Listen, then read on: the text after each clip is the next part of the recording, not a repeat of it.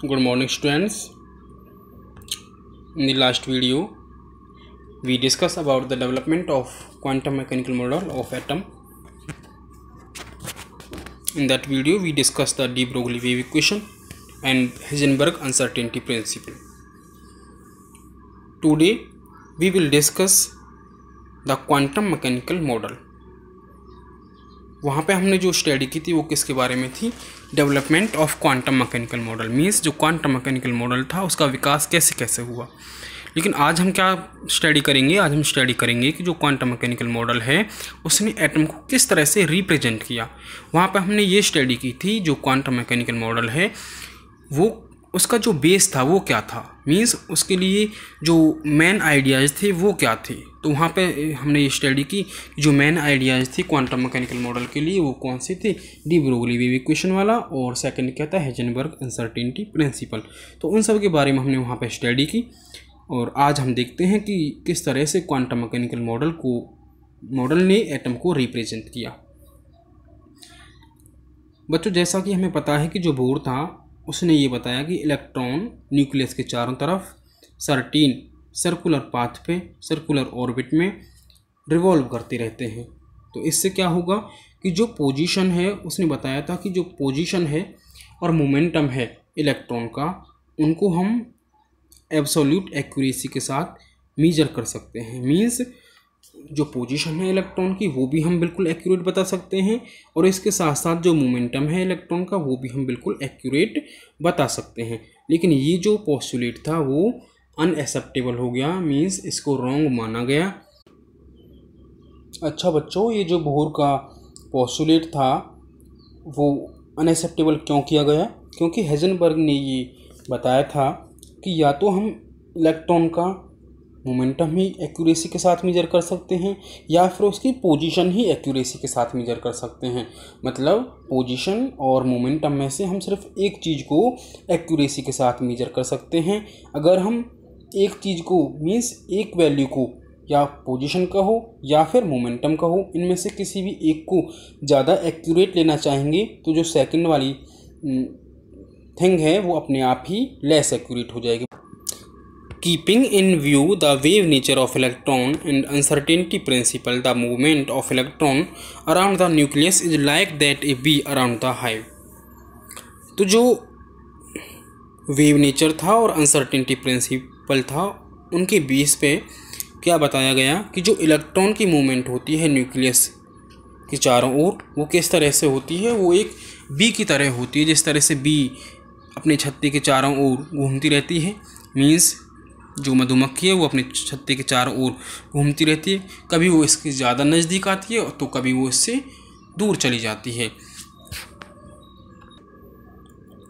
तो बच्चों, इसी तरह से इलेक्ट्रॉन होता है, वो कभी क्लोज होता है और कभी फार अवे होता है फ्रॉम न्यूक्लियस। डायग्राम में देखो, यहाँ पे ये क्या है? एक boundary surface for maximum probability density. ये एक डायग्राम है किसके लिए? मान लो हमारे पास कोई हाइड्रोजन का एटम है। अब हाइड्रोजन के एटम के पास क्या है? एक इलेक्ट्रॉन होता है। अब हमने बहुत सारे ऐसे हाइड्रोजन के एटम्स लिए और उनको सुपर इम्पोज कर दिया, मीन्स एक के ऊपर एक एटम रख दिया, तो उससे हमें क्या एक इस टाइप का स्ट्रक्चर मिलता है। मीन्स ये एक उसकी सरफेस थी, बाउंड्री थी एटम की, इसके बीच में क्या था? न्यूक्लियस था। किसी में हमने यहाँ पे इलेक्ट्रॉन लगाया, किसी में हमने यहाँ पे इलेक्ट्रॉन लगाया। इसी तरह से जब हमने बहुत सारे हाइड्रोजन के एटम्स को सुपर इम्पोज किया तो हमें यहाँ से एक इस टाइप का पेयर मिला जिसमें क्या है? बहुत सारे इलेक्ट्रॉन्स यहाँ पे लगे हुए हैं, डॉट्स से लगे हुए हैं। तो बच्चों, मैंने इधर भी लिखा हुआ है कि probability of finding electron is directly proportional to intensity of dots. Means जितने ज़्यादा डॉट्स होंगे उतनी ही इलेक्ट्रॉन को कि फाइंडिंग की जो प्रोबेबिलिटी होगी वो ज़्यादा होगी। मीन्स जहाँ पे ज़्यादा डॉट्स होंगे वहीं पे इलेक्ट्रॉन्स को फाइंड आउट होने की जो प्रोबेबिलिटी है वो भी क्या होगी? ज़्यादा होगी।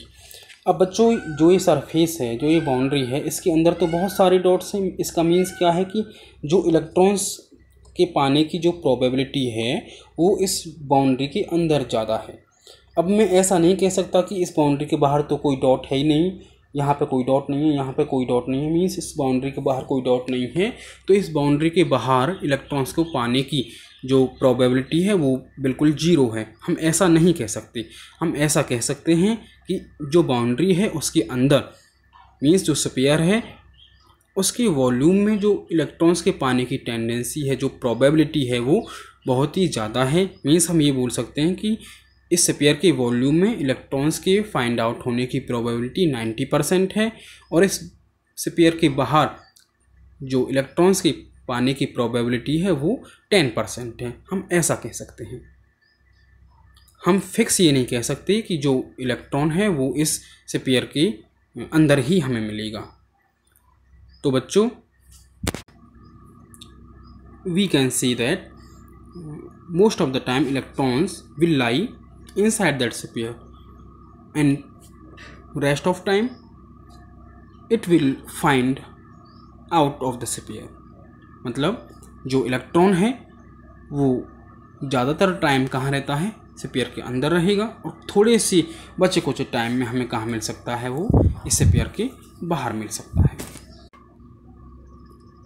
तो बच्चों, यहाँ पे हमारे पास ये एटम है, ये न्यूक्लियस है, इसका न्यूक्लियस के चारों तरफ डॉट्स लगे हुए हैं, मीन्स ये वो रीजन है। ये क्या है, एक बाउंड्री है, मीन्स जो बाउंड्री के अंदर का जो एरिया है उसमें इलेक्ट्रॉन्स के फाइंड आउट होने की जो प्रोबेबिलिटी है वो सबसे ज़्यादा है। तो न्यूक्लियस के चारों ओर एक ऐसा स्पेस जहाँ पे इलेक्ट्रॉन्स के फाइंड आउट होने की प्रोबेबिलिटी सबसे ज़्यादा हो, मीन्स मैक्सिमम हो, उसे हम क्या कहते हैं, ऑर्बिटल। तो ये क्या है, एक ऑर्बिटल है, एक ऐसा स्पेस न्यूक्लियस के चारों तरफ जहाँ पे इलेक्ट्रॉन्स के फाउंड आउट होने की जो प्रोबेबिलिटी है वो सबसे ज़्यादा हो, उसे हम क्या कहते हैं, ऑर्बिटल कहते हैं। अच्छा बच्चों, जो इलेक्ट्रॉन्स होंगे वो न्यूक्लियस के चारों तरफ 3 डायमेंशनल वे में फैले हुए होते हैं, और वो ऑल प्लेन्स में फैले हुए होते हैं। ऐसा नहीं है कि वो एक पर्टिकुलर प्लेन में होंगे। तो ये था ऑर्बिटल का कॉन्सेप्ट।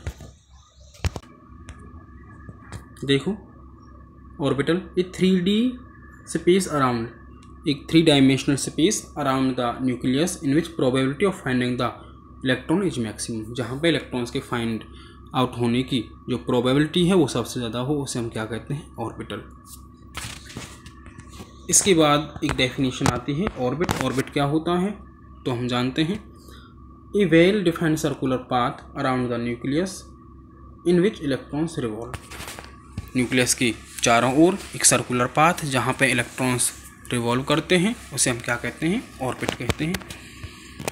इसके बाद ऑर्बिटल और ऑर्बिट में थोड़े से डिफरेंस हैं, वो देखते हैं। फर्स्ट तो वही है डेफिनेशन का। सेकंड पॉइंट देखते हैं, all orbits are circular and disc like. जो ऑर्बिट्स होते हैं वो सर्कुलर होते हैं या फिर डिस्क लाइक होते हैं, जबकि जो ऑर्बिटल्स हैं उनकी क्या होती है, डिफरेंट शेप होती है। एस ऑर्बिटल की स्फेरिकल शेप होती है, पी ऑर्बिटल की डंबल शेप होती है। इसी तरह से सभी ऑर्बिटल्स की अपनी अपनी अलग अलग शेप्स होती हैं। Third point is the maximum number of electrons in an orbit is given by 2n² n number of orbits. तो जो ऑर्बिट है, मैक्सिमम किसी भी ऑर्बिट में मैक्सिमम कितने इलेक्ट्रॉन्स आ सकते हैं, वो एक किस फॉर्मूले के द्वारा दिया जाता है, 2n²। मीन्स किसी भी ऑर्बिट में कितने इलेक्ट्रॉन्स आ सकते हैं वो हम किस फॉर्मूले से बताएंगे, 2n² के फॉर्मूले से बताएंगे। जबकि इधर क्या है, the maximum number of electrons in N orbital is 2। जबकि किसी भी ऑर्बिटल में जो मैक्सिमम नंबर ऑफ इलेक्ट्रॉन्स आ सकते हैं वो क्या हैं, 2, कि किसी भी ऑर्बिटल में मैक्सिमम 2 इलेक्ट्रॉन्स आ सकते हैं।